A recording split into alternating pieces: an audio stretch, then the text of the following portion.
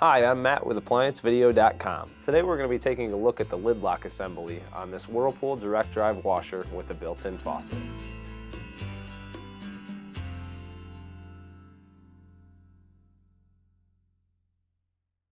Stop. Before beginning any repair, always be sure to disconnect the power to the appliance.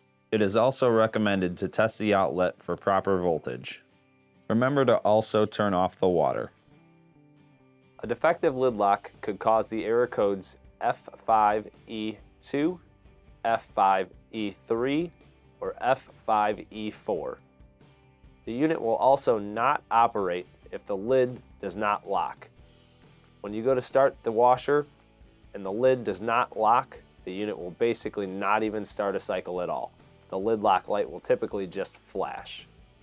To begin this repair, click on the link below to view this repair video. ApplianceVideo.com guides you step by step, giving you the confidence to avoid recalls and callbacks, also saving time on repairs. Whether you're up against an uncommon repair or the latest appliance on the market, our videos have been created with you in mind. Our growing library of videos have been produced using our factory-certified technicians who have extensive infield experience over the past 30 years. ApplianceVideo.com provides high-quality repair videos that anyone can follow, regardless of their skill level. We are here to help. Click on the link below to view this repair video, and let us help you do it right the first time.